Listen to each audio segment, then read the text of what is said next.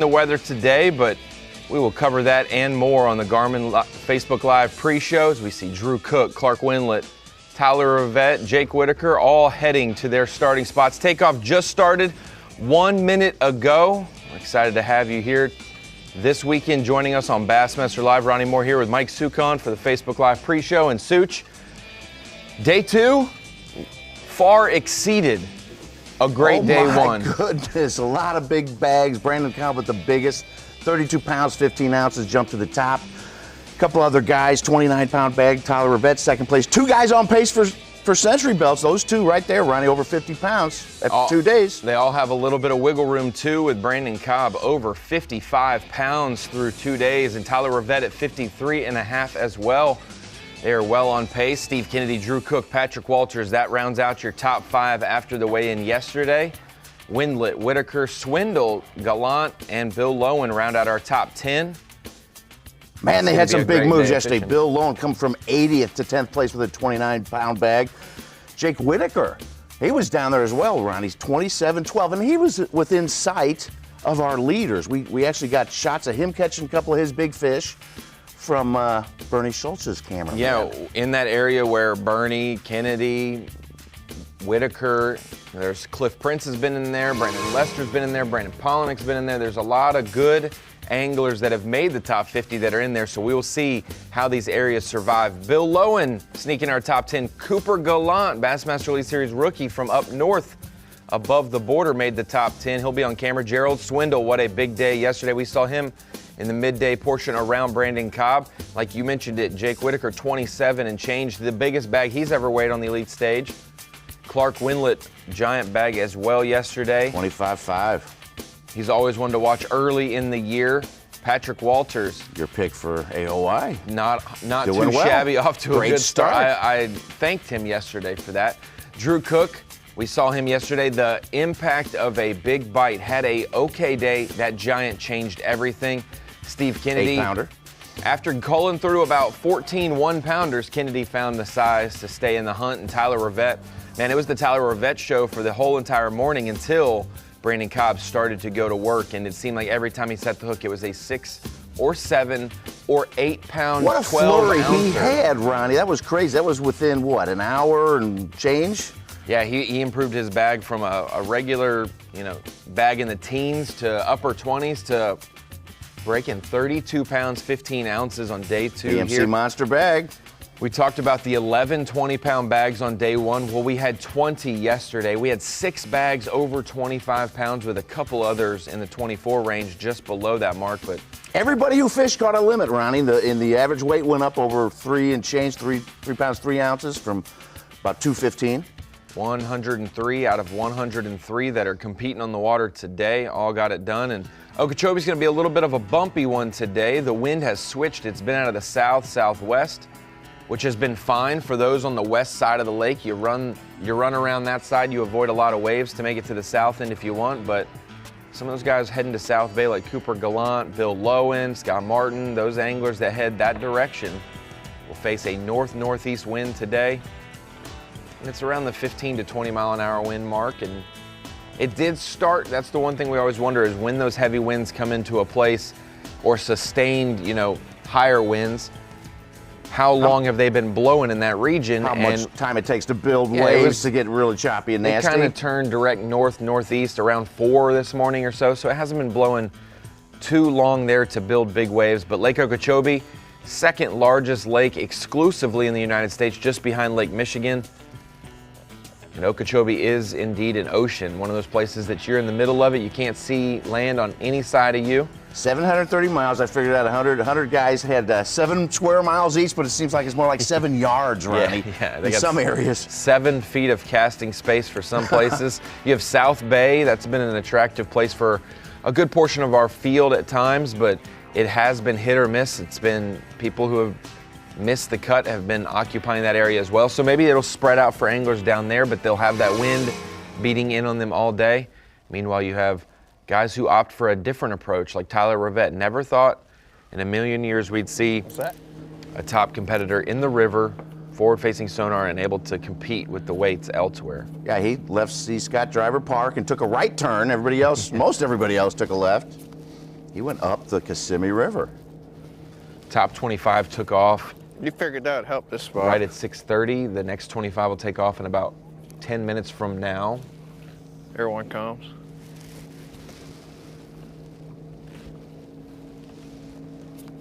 How unusual is this, Ronnie? I think that these fish probably have been here in past years, but you didn't need to fish there because there were so many clearer areas where more populations of fish were down in the lake. Golly. But with the dirtier water, this is Stop following it. it's been something that's The high stable. water and It's been everything in something the that's lake. stable, yeah. He's scooting.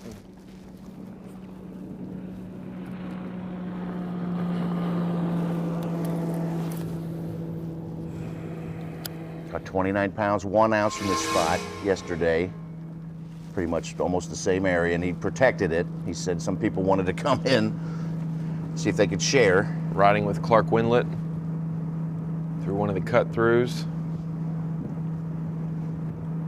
Glad to have him back. Late last year, in the last 2 stops of the season, he had an eye injury where he was losing vision and had some, I guess, blood threatening his eye, and so he had to leave the Elite Series early and get that taken care of at the end of last year. But he is back and better than ever, it seems, sitting in 6th place as we start day 3 of competition. Like we said, normally when you flip the field, you have 4 flights. So if you're an early flight on day 1, you're a late flight on day 2. It makes it fair for the first 2 days. Once the cut happens, the only way to make it fair with 2 flights, because they do come in about, I think, 30 minutes later for the second flight, they send them out about 15 to 30 minutes later as well. They start letting them go a little bit later then, huh? Or actually, yeah. Another guy, Brandon Card, 15 had an minutes. off-season ailment, Bell's Still palsy and viral meningitis, and he was in the hospital for 6 nights. And They like, oh, Andy's here. he's 16th Let's place. jump He's doing for well. him. Doing well this week. Tyler Rivette hooked up with possible number 1.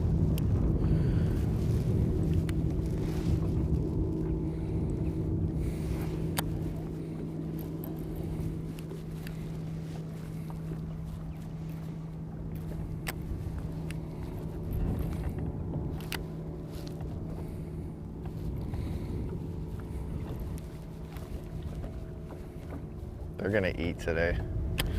They're gonna eat all day.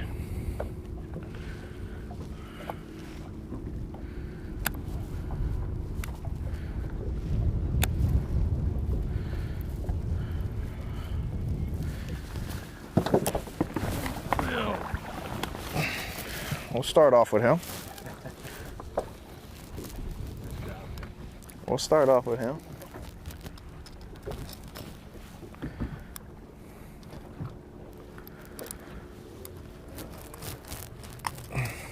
Cool. He was hooked. Look at that.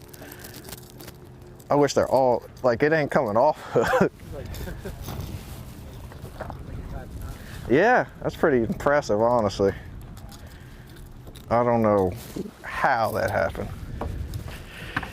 Such, knowing Tyler Rivette in college back at his Nickel State days. Please, Lord, let them all be hooked like this today. When I competed against him and covered him, he never lacked confidence. He was always a very confident guy. Yes, But it I seems agreed. like this week it's another level of this. He's been saying it since the middle of day 1, it seems. I think I can win with this. And not saying it doesn't happen a bunch, but that feeling isn't something that anglers normally come out and say, or they know they're on something early in the event like that they could win with. They usually don't mention that even if they think it.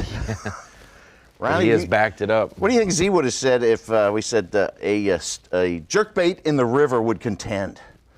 I mean, that was in his preseason prediction show that's how it was going to win Okeechobee. So, Really? No, I'm just kidding. No, it is out of the norm, but like Krieger and Scott Martin and other people who fish down here have said, it's a changing Okeechobee, and so It's not the right one, but I'm not in the pre-show, so just so you know, I'm not in the pre-show. I know. That's why I asked Ronnie. I can't speak for Z. Little runaway, Brandon Cobb. Tyler Rivette's 2 pounds, 1 ounce behind him. Steve Kennedy's third, 8-7 back. That's Drew Cook. That's a simple. you catch 24 and the guy catches 16 and it's equalized again, and that's very doable this week at Okeechobee. And a guy who made a big jump yesterday, Gerald Swindle, he's been fishing in the same region generally as Brandon Cobb. Not giant, but not bad. Speaking of Cobb. Get the boat. Not bad. Start anyway. Much better start than yesterday. 2.5, maybe 2 3/4. Ooh, we need some water. I heard they live better when they are in water. Brandon Cobb getting his day started. Not too bad when normally these guys have maybe been catching 1-pounders to cull up later in the day, and that's a, like you said, solid start. Most would be okay if that's their 5th or their smallest of the day. Nice that some of these guys had confidence. You heard several at the weigh-in yesterday saying, I don't know what's going to happen tomorrow. I have no idea what I'm going to be able to catch. Still Florida finicky, but the temperature drop, Ron. It wasn't bad overnight, but it won't climb to near 90 today. It's only going to get, you know, mid-70s. Yeah. It won't warm up that much. The other concern is also the clarity in areas. If they continue to dirty up, run this many boats. whether it's boats running around, whether it's wind. Wind blowing from a different direction. Yeah, can dirty up some areas. Whitaker, who's fishing in the Kennedy and Bernie Schultz region, supremely confident that it wasn't going to get dirty in there. He said that's the best looking water that I've seen anywhere. And so you got to go back there, even if there's highly pressured areas. You just have to go back.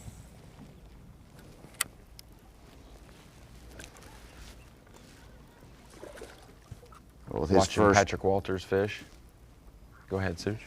With his first fish, Rivette took over the lead from Cobb, and then Cobb just caught that fish, so he's back on top. It may be like that all day long.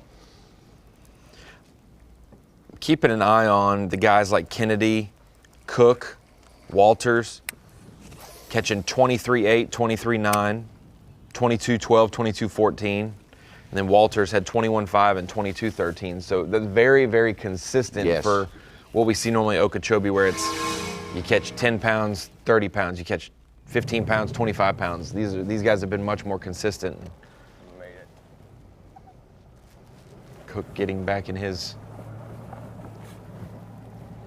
backwater area.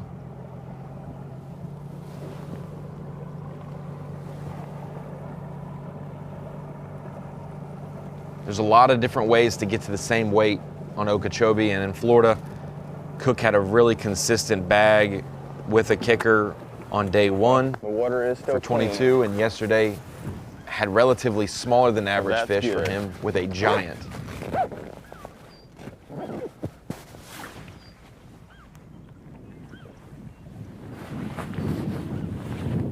Still by herself.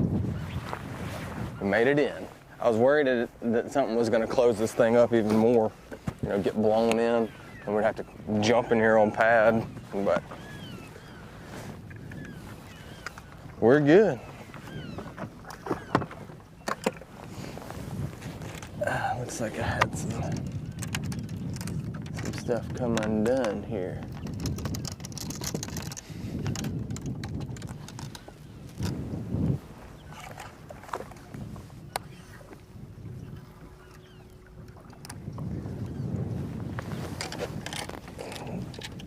It does feel like a spinnerbait type of day.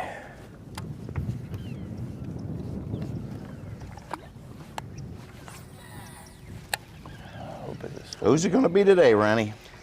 Seems like we have the quiet optimism of guys. Rivette hooks up with one before he's even landed it. It's going to be a good day. They're going to bite all day, and then we already see Cobb catching them. Some of these areas, there's going to be I'm just going to say there's going to be a lot of pressure because there's some local tournament guys who just do not let up today. There's just supposed to be a big tournament, so we'll see how that affects anglers, but it's like Okeechobee in February. There's always going to be guys and people fishing everywhere. As the second flight begins to leave out, they leave 15 minutes after first flight, and they will come back 15 minutes after, so it'll be an equal day for everyone in the field. We will see who prevails. Maybe someone from that second flight will jump into our top 10 with a big bag. Anything is possible, and points are on the line for the Classic, and that's already in anglers' minds. Oh, yeah. You can catch us today, 8 to 3, 8 a.m. to 3 p.m. Eastern Time on Bassmaster.com, and you can catch us on Fox Sports 1 in 15 minutes from now at 8 a.m. to 11 a.m. So 3 hours on Fox Sports 1 today. We look forward to showcasing the Site 1 Bassmaster lead at Lake Okeechobee. We'll see you in a couple minutes. Thanks for joining us on the Garmin Pre-Show.